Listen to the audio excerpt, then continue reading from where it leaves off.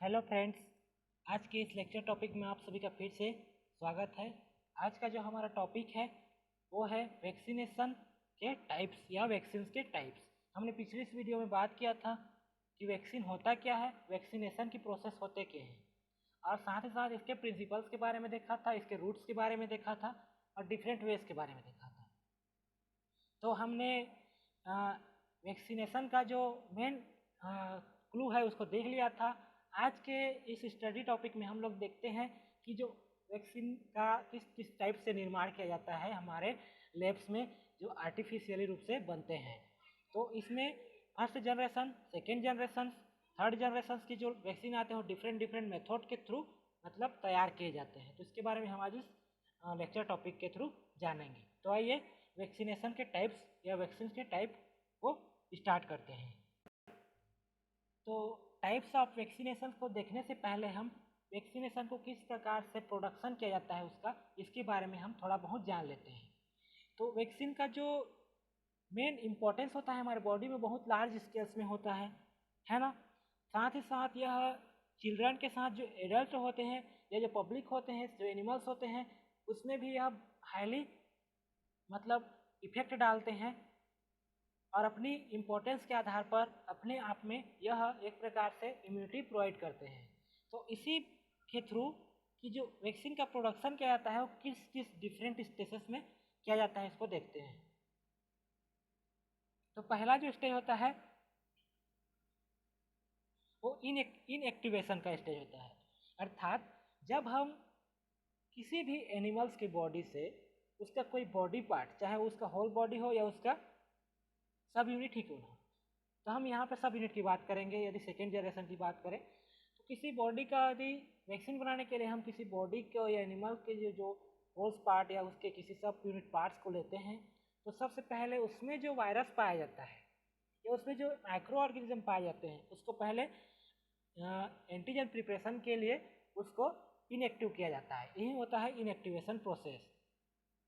Then उसके बाद उसका आइसोलेशन करके उसको प्यूरीफाई किया जाता है। प्यूरीफाई करने से जो उसके जो पैथोजेनिक जो सब्सटेंस रहेंगे वो प्यूरीफाई हो जाएंगे। इसी कारण दूसरा जो प्रोसेस होता है प्यूरिफिकेशन का होता है। देन थर्ड प्रोसेस क्या होता है, थर्ड प्रोसेस जो होता है इसमें हम लोग जो एंटीजन या जो फॉरेन सब्सटेंस लिए हैं या एंटीजन लिए हैं उसमें क्या होगा, उसका फार्मूलेशन करेंगे। फार्मूलेशन मतलब उसमें किसी ऐसे सब्सटेंस को मिलाएंगे या उसके साथ ऐसे मिक्स करेंगे एंटीजन के साथ कि वह सब्सटेंस उसको मतलब एंटीजेनिक का गुण दर्शाए, साथ ही साथ पैथोजेनिक गुण का वह बहिष्कार करे।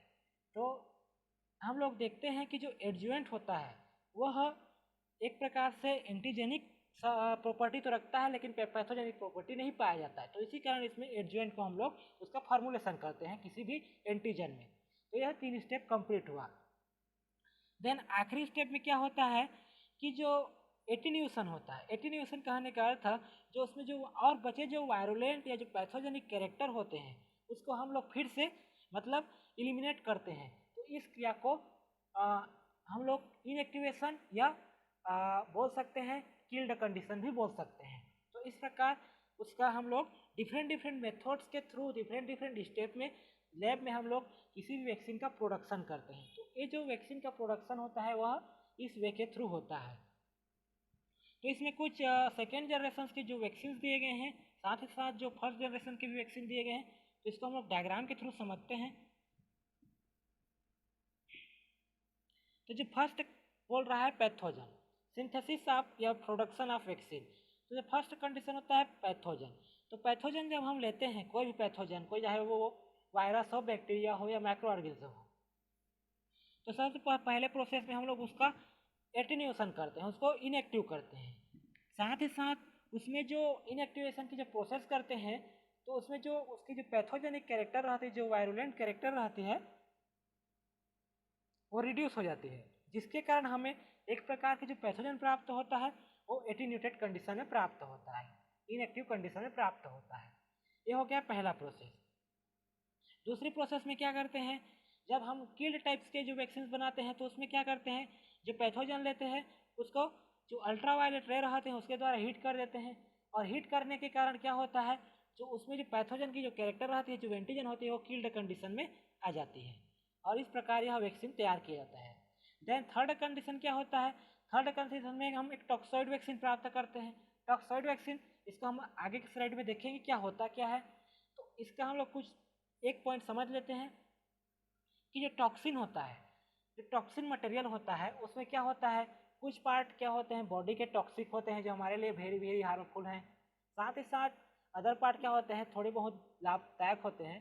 लेकिन यदि हम टॉक्साइड पार्ट को, मतलब टॉक्सिन पार्ट को किसी भी एनिमल से, किसी भी ऑर्गेनिज्म से टॉक्साइड पार्ट, मतलब जो टॉक्साइड बनाते हैं, तो उसमें टॉक्सिन के जो पार्ट रहते हैं उसको हम लोग यदि आइसोलेट कर दें, उसको बाहर निकाल दें, तो जो बचता हुआ, जो बचा हुआ पार्ट रहता है उसको हम लोग टॉक्साइड कहते हैं। तो इसी प्रकार जो टॉक्सिन रहता है उसमें से हम टॉक्सिन वाले जो पार्ट रहते हैं उसको रिमूव कर देते हैं, है ना।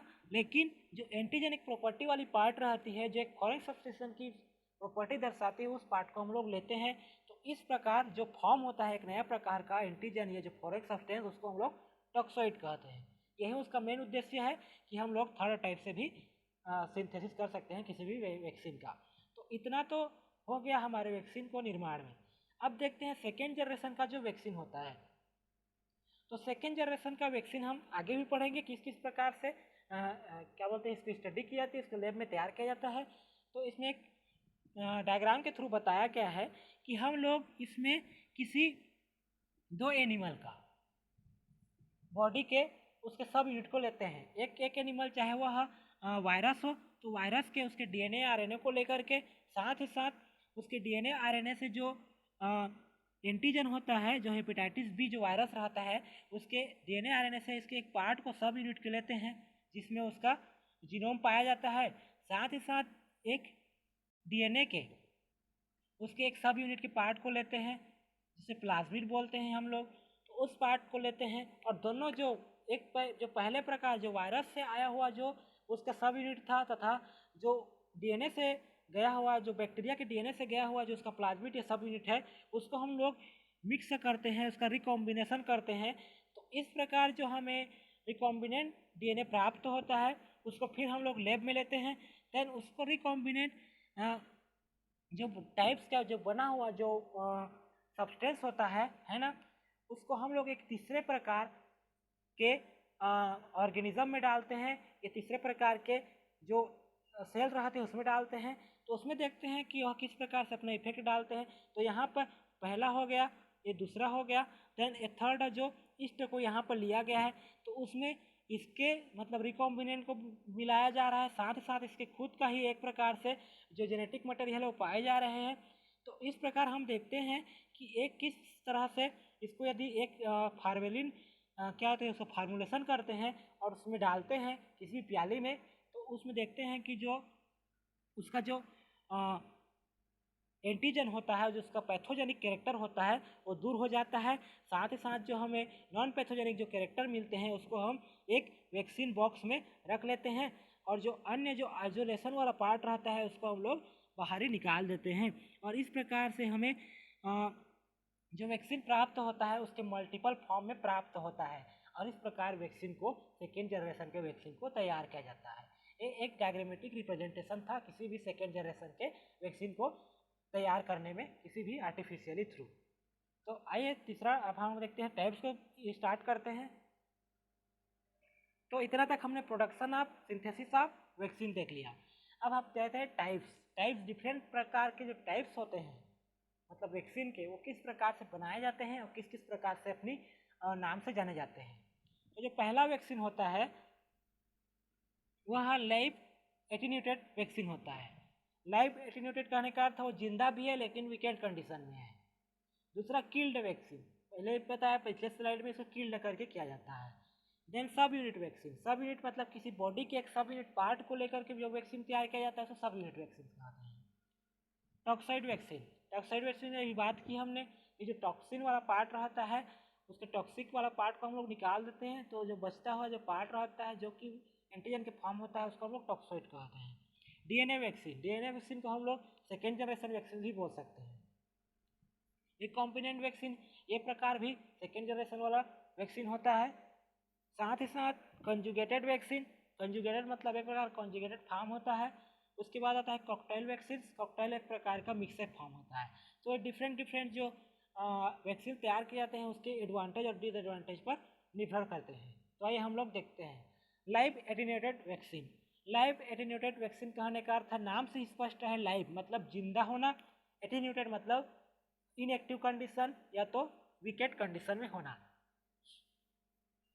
तो जो बैक्टीरिया या वायरस होते हैं उसको जब इनएक्टिव कंडीशन में लाया जाता है तो उसको हम लोग वीकेंड कंडीशन बोल सकते हैं या एटेन्यूएटेड कंडीशन बोल सकते हैं, जो कि जिंदा होने के बावजूद भी वह अपने फॉर्म नहीं दे सकते, कार्य नहीं कर सकते। तो इस कंडीशन में क्या करता है कि जो जो क्या बोलते हैं, जो एंटीजन हमारे बॉडी में या जो एंटीजन डाला जाता है या जो वैक्सीन हमारे बॉडी में डाला जाता है उसमें यदि उसका लाइव एटेन्यूएटेड कंडीशन है किसी भी बैक्टीरिया वायरस का, तो क्या करेगा, वह डिसीज़ को प्रोड्यूस नहीं कर पाएगा, किसी भी डिसीज़ को प्रोड्यूस नहीं करेगा। साथ ही साथ ये देखते हैं कि जो एटेन्यूएटेड कंडीशन होता है वह नेचुरल फंक्शन के क्या होता है, जो नेचुरल फंक्शन के रूप में कार्य करता है, जो इन्फेक्शन रहता है उसके प्रति वह लड़ने का कार्य करता है। तो इस प्रकार से जो वैक्सीन होता है, जो लाइव एटेन्यूएटेड वैक्सीन होता है, वो एक प्रकार से टीचर का कार्य करता है। टीचर का कार्य करने का अर्थ आते है कि कोई भी टीचर हमें गाइड करता है, कोई गाइडर हमें गाइड करता है कि भाई कि तुम्हारे लिए यह नीड्स नहीं है, तुम्हारा रिक्वायरमेंट नहीं है, तुम किसी दूसरे रिक्वायरमेंट की तलाश करो। तो हम लोग उस दूसरे रिक्वायरमेंट की तलाश करते हैं और अपने कार्य को सफलतापूर्वक मतलब कंप्लीट करते हैं। ठीक उसी प्रकार ये भी लाइव एटेन्यूएटेड जो कंडीशन होता है एक टीचर का फॉर्म होता है।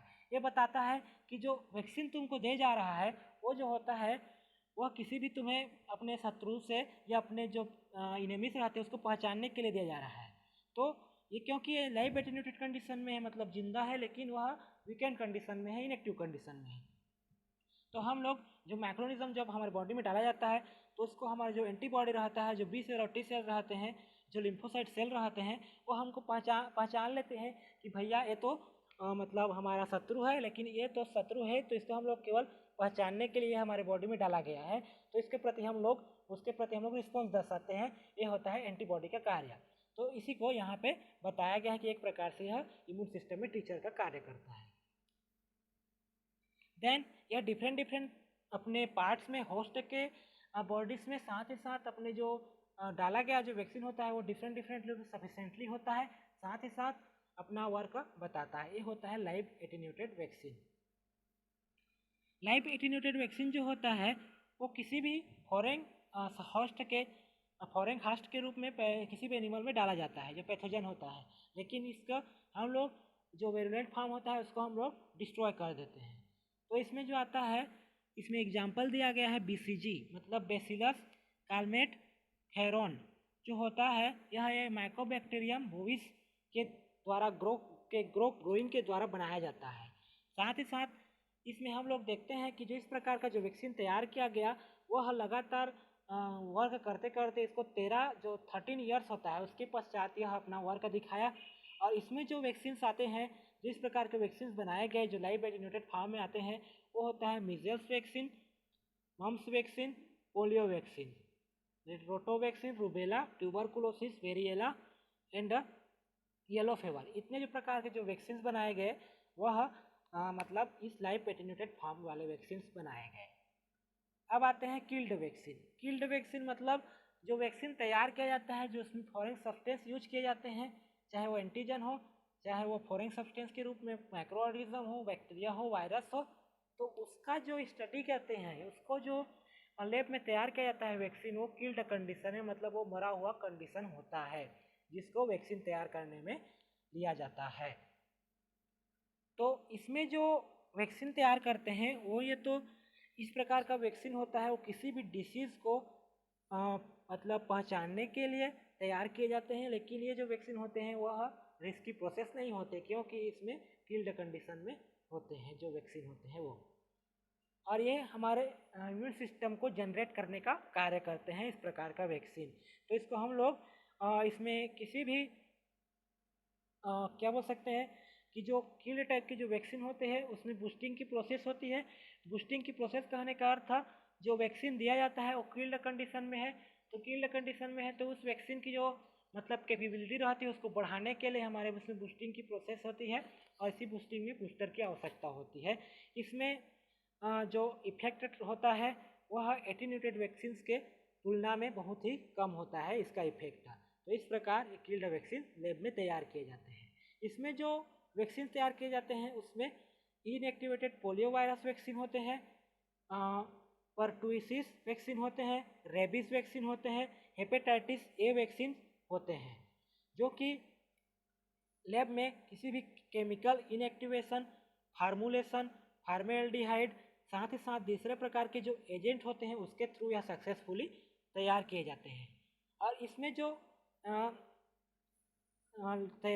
किसी भी वायरस को तैयार करने के लिए या किसी भी एंटीजन या वैक्सीन को तैयार करने के लिए डिफरेंट टाइप्स के जो फॉर्मेल्डिहाइड होते हैं उनका यूज किया जाता है। साथ ही साथ इसमें किसी भी जो हीट के द्वारा जो किल किया जाता है रेडिएशन के द्वारा, उसमें गामा रेडिएशन ही मेनली रिस्पॉन्सिबल होता है। मतलब किसी भी प्रोसेस को या किसी भी वैक्सीन को तैयार करने के लिए हीटिंग प्रोसेस के लिए गामा रेडिएशन प्राप्त होता है और ये इस प्रकार हीट के द्वारा हम लोग जो वैक्सीन तैयार किए जाते हैं उसको हम लोग किल्ड वैक्सीन कहते हैं। थर्ड टाइप के जो वैक्सीन होते हैं सब यूनिट वैक्सीन होते हैं। सब यूनिट मतलब किसी बॉडी का जो इंटायर माइक्रोब का जो पार्ट होता है उसे किसी एक पार्ट को लेकर के उसका जो हम लोग वैक्सीन तैयार करते हैं तो उसको हम लोग सब यूनिट वैक्सीन कहते हैं, जो कि किसी भी एंटीजन या किसी भी हमारे बॉडी में जो इम्यून सिस्टम है उसको जनरेट करने के लिए या स्टिमुलेट करने के लिए एक बेस्ट रिस्पॉन्सिबल ऑर्गन होता है या उसके प्रति कार्य करता है। तो एक प्रकार से यह इनएक्टिवेटेड एक्सोटॉक्सिन होता है जो बाहरी रूप से डाला जाता है। कुछ केसेस में देखते हैं कि जो एंटीबॉडी होते हैं वह चाहे वो टी सेल या बी सेल, वह एंटीजन से बाइंड होकर के अपने स्पेसिफिक जो एंटीजन का इपिटोप्स पाया जाता है उससे बाइंड होकर के जो टी सेल और बी सेल होते हैं वह उसको रिकॉग्नाइज करते हैं और इस प्रकार वह बॉडी में जो एंटीजन आया हुआ रहता है, जो सब यूनिट वैक्सीन आया रहता है वह माइक्रोब्स के रूप में आया रहता है, उसको पहचान लिया जाता है और इस प्रकार जो सब यूनिट वैक्सीन होते हैं वो तैयार किए जाते हैं। सब यूनिट वैक्सीन होते हैं उसमें प्लेग इम्यूनाइजेशन होती है, हेपेटाइटिस बी, परटुसिस आती है, स्ट्रेप्टोकोकल न्यूमोनिया जो आते हैं। इस प्रकार के जो बैक्टीरिया और वायरस से जो वैक्सीन तैयार किए जाते हैं वो इसमें आते हैं सब यूनिट वैक्सीन में। सब यूनिट वैक्सीन के 3 कॉमन एप्लीकेशन होते हैं जिसमें इनएक्टिवेटेड एक्सोटॉक्सिन या टॉक्साइड जिसको बोल सकते हैं, दूसरा कैप्सुलर पॉलीसेकेराइड होते हैं, साथ ही साथ तीसरा जो इसका एप्लीकेशन होता है या एक प्रकार के प्रोटीन एंटीजन का रिकॉम्बिनेंट फॉर्म होता है जो कि डिफरेंट फॉर्म में अपना वर्क करते हैं। तो जो सब यूनिट वैक्सीन होते हैं इसमें पॉलीसेकेराइड वैक्सीन होते हैं, साथ ही साथ इसमें हेल्पर टी सेल जो होते हैं वह एक्टिवेट होते हैं और इसकी एबिलिटी जो रहती है वह बहुत कम होती है। और इस प्रकार जो बी सेल होता है वो वह टाइप 2 टी सेल्स के फॉर्म में होता है, उसके मैनर में होता है। साथ ही साथ यह जो होता है बी सेल वह एक्टिव कंडीशन में होता है और यह एक प्रकार से जो इम्यूनोग्लोबिन एम होता है, यहाँ पर जो एंटीबॉडी का जो वैक्सीन तैयार किया जाता है इसमें इम्यूनोग्लोबिन जो जब एम जो होता है उसके प्रति यह जब अगेंस्ट उसके प्रति कार्य करता है तो यह बहुत सारे क्लास स्विचिंग का वर्क करता है। क्लास स्विचिंग मतलब जो अपने प्रति जो स्विच रहता है उसको ऑन ऑफ कर सकता है और यह डेवलपमेंट ऑफ मेमोरी सेल्स में भी हेल्प करता है ताकि हमारे जो बॉडी में वैक्सीन आए हैं उसको जो एंटीबॉडी है उसको जनरेट कर सके। तो इस प्रकार जो एंटीजन होता है वह कार्य करता है सभी प्रकार का जो वैक्सीन होता है। अब आते हैं चौथा टाइप का जो वैक्सीन होता है वो टॉक्साइड वैक्सीन होता है। टॉक्साइड वैक्सीन कहने का अर्थ किसी टॉक्सिक पदार्थ में उसके टॉक्सिन वाले पार्ट को यदि बाहर निकाल करके उस सब्सटेंस को लिया जाए वैक्सीन के रूप में तो उसको हम लोग टॉक्सिन वैक्सीन कहते हैं या टॉक्साइड वैक्सीन कहते हैं। तो टॉक्साइड वैक्सीन जो होता है वह बैक्टीरिया के द्वारा किसी भी बैक्टीरिया के द्वारा डिसीज कॉज होता है तो यह डायरेक्टली डिसीज कॉज नहीं करता क्योंकि हम लोग उसके टॉक्सिन वाले पार्ट को बाहर निकाल चुके होते हैं और इस प्रकार जो बैक्टीरिया से जो टॉक्सिन बनाया जाता है या जो टॉक्सिक मटेरियल टॉक्साइड बनाया जाता है उसको हम लोग टॉक्सॉइड वैक्सीन कहते हैं। इसमें टिटेनस आता है जो कि एक प्रकार से सिम्टम टू प्रोवाइड करता है। क्लॉस्ट्रिडियम टिटेनी जो बैक्टीरिया रहता है उसके प्रति जो टिटेनस वैक्सीन बनाया जाता है उसको लैब में तैयार किया जाता है, जो कि एक प्रकार का न्यूरोटॉक्सिन होता है। साथ ही साथ यह पैथोजन के प्रति, एक विशेष प्रकार के पैथोजन के प्रति यह उसके सिम्टम को देने का कार्य करता है जो वैक्सीन होता है, ताकि हमारे बॉडी में या किसी एनिमल्स की बॉडी में उस जो टिटेनी जो वायरस होता है उसके प्रति एंटीबॉडी बन जाए, और जो अगेन फिर से यदि हमारे बॉडी में कोई टिटेनस का वायरस आता है या बैक्टीरिया आता है तो उसको पहचान करके उसको किल कर सके। यही इसका मेन उद्देश्य होता है टॉक्सॉइड वैक्सीन का। तो इस प्रकार जो टॉक्सॉइड वैक्सीन होते हैं वो यहाँ पे दिया गया है कि जो टॉक्सॉइड वैक्सीन होते हैं वो इस प्रकार से होते हैं। यदि किसी मान ले जाए डिप्थीरिया की बात करें, एक प्रकार से जो डिप्थीरिया बैक्टीरिया रहता है उसके हम लोग ये टॉक्सिन वाला पार्ट रहता है उसको हम लोग बाहर निकाल देते हैं। तो जो टॉक्सिन वाला जो पार्ट यदि बाहर निकल जाता है और जो बचा अगला जो पार्ट रहता है उसको हम लोग जब तैयार करते हैं लैब में, तो उस प्रकार का जो वैक्सीन तैयार किया जाता है वह डिप्थीरिया टॉक्सॉइड होता है, जो कि पैथोजेनिक कैरेक्टर न दर्शा करके केवल एंटीजेनिक कैरेक्टर ही दर्शाता है। यही इनका मेन उद्देश्य होता है, उसका मेन लोगो होता है। तो ये होता है टॉक्सॉइड वैक्सीन। अब आते हैं डीएनए वैक्सीन। तो डीएनए वैक्सीन भी एक प्रकार से सेकेंड जनरेशन वैक्सीन होता है, जिसमें हम लोग डीएनए वैक्सीन को एक क्लू के थ्रू समझ सकते हैं। जो डीएनए वैक्सीन होता है उसको हम लोग जीन गन के रूप में समझ सकते हैं। जो डीएनए होता है एक प्रकार का रिसेंट वैक्सीनेशन स्ट्रेटेजी होता है, जो कि अभी रिसेंटली स्टडी किया गया है सेकेंड जनरेशन में लुई पास्चर के द्वारा।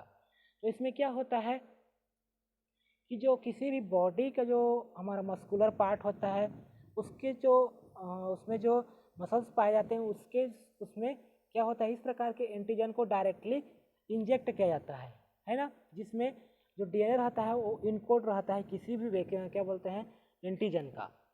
तो यह डीएनए क्या करता है, जब मसल्स में इंजेक्ट कराया जाता है तो वह एक प्रकार से जीन गन का फॉर्म करता है। जीन गन का फॉर्म करने का अर्थ यह है कि यह मसल सेल्स में जो डीएनए रहता है उसके अंदर एक प्रकार से जीन गन का फॉर्म करता है, जिससे वह वैक्सीन जो रहता है वह जब बॉडी में जाता है तो वह MHC1 जो MHC होता है एक प्रकार से हम लोग इम्यूनोलॉजी में पढ़ते हैं MHC1 एंड MHC2 को, वह मतलब रेगुलेट करता है या उसको उत्प्रेरित करता है। साथ ही साथ यह एक उसके मतलब जो स्टिमुलेशन होता है उसको एक्सप्रेस नहीं कर पाता। और इस प्रकार हम देखते हैं कि डीएनए वैक्सीन बनाया जाता है वह मतलब बहुत ही क्रूशियल फॉर्म में एंटीजेनिक के रिस्पॉन्स को फॉर्म करने का कार्य करते हैं, लेकिन उसके फॉर्म को वह डिलीवर उतना नहीं कर पाते, उतना एक्सप्रेस नहीं कर पाते। जो डीएनए वैक्सीन होते हैं वो किसी भी पैथोजन के अगेंस्ट प्रोटेक्टिव इम्यूनिटी को इंड्यूस करते हैं, जिसमें इन्फ्लुएंजा एंड रेबीज वायरस को लिया गया है। और ये जो डीएनए वैक्सीन होते हैं इनमें जो एंटीजन होता है वो प्रोलॉन्ग्ड एक्सप्रेशन करते हैं, साथ ही साथ इम्यूनोलॉजिक मेमोरी जो रहता है उसके इंडक्शन को यह इन्हांस करते हैं। तो इसका एडवांटेज देख सकते हैं, जो एडवांटेज रहता है इससे क्या क्या लाभ हो सकते हैं डीएनए वैक्सीन से। तो जो सेलुलर और जो ह्यूमोरल जो रिस्पॉन्स होता है, इम्यून रिस्पॉन्स होता है, उसको बढ़ाता है। एंटीबॉडी एक प्रकार के लॉन्गर रिस्पॉन्स प्रोवाइड करता है। जो एंटीबॉडी जो एंटीजन आता है उसके प्रति एक लॉन्गर रिस्पॉन्स प्रोवाइड करता है। साथ ही साथ जो टी सेल होते हैं उनका रिस्पॉन्स भी साइटोटॉक्सिक टी सेल का भी बढ़ता है। साथ ही साथ यह जो होता है इसमें बहुत कम खर्च होता है इस प्रकार के वैक्सीन तैयार करने में, और जो यह एक प्रकार के ग्रेटर स्टेबिलिटी फॉर्म में पाया जाता है, और यह इजीली स्टोरेज किया जा सकता है और उसका ट्रांसपोर्टेशन भी इजीली किया जा सकता है। तो इस प्रकार की जो वैक्सीन होती है वो तैयार की जाती है किसी भी लैब में। अब जो अगला और मोस्ट जो वैक्सीन तैयार किए जाते हैं उसको रिकॉम्बिनेंट फॉर्म में तैयार किए जाते हैं। रिकॉम्बिनेंट फॉर्म मतलब एक प्रकार के इस प्रोसेस में जेनेटिक इंजीनियरिंग वाले टेक्नोलॉजी का यूज होता है, जिसमें हमने पहले ही अभी कुछ प्रोडक्शन आप वैक्सीन्स में देखा था उस स्लाइड में कि जो किस प्रकार से रिकॉम्बिनेशन डीएनए का मतलब फॉर्म किया जा रहा था। तो इसको हम लोग एक डायग्राम के थ्रू समझते हैं। तो इसमें इस डायग्राम में कुछ बताया गया है कि जो मान लिया जाए यहाँ पर यदि हम लोग फर्स्ट डायग्राम में देखें तो इसमें जो प्लाज्मिड का एक पार्ट है उसको लिया गया है, जिसमें जो प्लाज्मिड के पार्ट में क्या होता है, कुछ रिस्ट्रिक्शन एंडोन्यूक्लियर एंजाइम जो होते हैं उस प्लाज्मिड के जो चैन रहते हैं उसमें से कुछ पार्ट को वह क्लीवेज करने का कार्य करते हैं। और जब यह क्लीवेज करते हैं तो वहाँ पे जो पार्ट होता है, वहाँ का क्लीवेज वाला हुआ पार्ट रहता है, उसमें जो टीके जिन पाए जाते हैं वो अलग कर दिए जाते हैं। और उसी प्रकार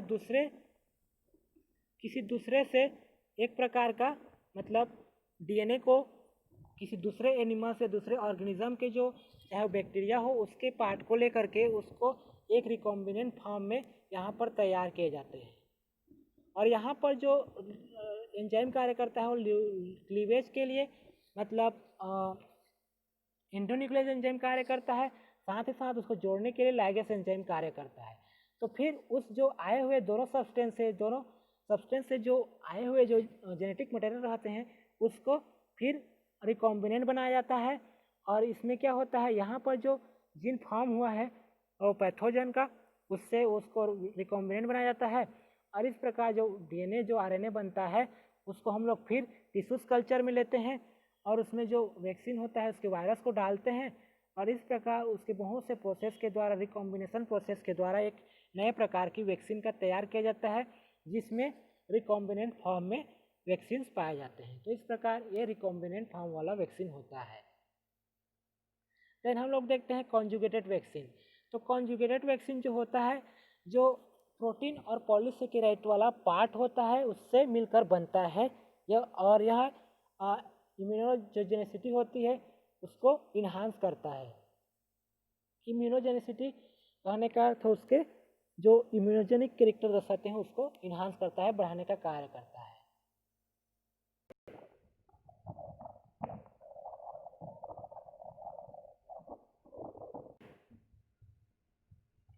यदि एप्लीकेशन की बात की जाए तो एप्लीकेशन क्या होता है, यह एक प्रकार का प्रोग्राम होता है जो किसी भी इन्फांट और चिल्ड्रन में मतलब उसमें इम्यूनाइजेशन को एक्सपेंड कराने के लिए रिस्पॉन्सिबल होता है। ये किसी भी एडल्ट फीमेल चाहे वो मदर हो उसमें क्या होता है, यह इम्यूनाइजेशन प्रॉपर्टी को दर्शाता है जिसमें आईजीएम और आईजीजी मेरे जो एंटीबॉडीज पाए जाते हैं वह इम्यूनाइजेशन की प्रोसेस करते हैं। देन उसके बाद जो वैक्सीनेशन होता है उसमें स्पेशल टाइप का जो ऑक्यूपेशन मतलब अपनी चाल ढाल के आधार पर वैक्सीनेशन भी अपना कार्य करता है। साथ ही साथ अपनी लाइफ स्टाइल पे हमारे जो लाइफ स्टाइल होते हैं उसके लिए भी जो वैक्सीन होता है वह रिस्पॉन्सिबल होता है। साथ ही साथ हमारे जो इन्वायरमेंट सिचुएशन होता है उससे हेल्थी रखने के लिए जो हमारा वैक्सीनेशन होता है वह रिस्पॉन्सिबल होता है। और जो वैक्सीन होता है उसके वैक्सीनेशन होता है हमारे ट्रेवल के लिए भी मेल रिस्पॉन्सिबल होता है, लाइफ स्पेन के लिए भी रिस्पॉन्सिबल होता है। साथ ही साथ हमारे बॉडी को हेल्थी रखने के लिए एक हेल्थी प्रोवाइड करने के लिए यह वैक्सीनेशन क्या बोलते हैं रिस्पॉन्सिबल होता है। और इस प्रकार बहुत सारे जो डिसीज़ होते हैं उससे लड़ने के लिए भी जो वैक्सीनेशन होता है वह हमारे लिए वेरी बेनिफिशियल होता है। साथ ही साथ हमारे बॉडी में यह डिफरेंट टाइप से वर्क करता है। तो इस प्रकार हमने एप्लीकेशन देखा, साथ ही साथ इसके पीरियड्स देखे, short period, 2 year period, 3 year period, 5 year period, 10 year period, different types के हमने एडजुवेंस देखा। तो आज के इस लेक्चर टॉपिक में हमने देखा कि जो वैक्सीन होते हैं वो किस प्रकार से अपना वर्क करते हैं, साथ ही साथ किस प्रकार से जो प्रोडक्शन होता है वैक्सीन का उसके बारे में हमने जाना, और कितने टाइप से वैक्सीन को प्रोड्यूस किए जाते हैं चाहे वो फर्स्ट जनरेशन हो या सेकेंड जनरेशन हो। इस प्रकार से जो वैक्सीन तैयार किए जा रहे हैं उसके बारे में हमने जाना, और इस प्रकार से जो वैक्सीन होती है किस प्रकार से हमारे बॉडी में इम्यूनाइजेशन की प्रोसेस को मतलब बता रहे हैं इसके बारे में हमने जाना। तो आज का यह टॉपिक यहीं पर कंप्लीट होता है। यदि यह वीडियो आपको अच्छी लगी हो तो प्लीज़ लाइक करें, मेरे चैनल को सब्सक्राइब करें, साथ ही साथ शेयर करें। धन्यवाद।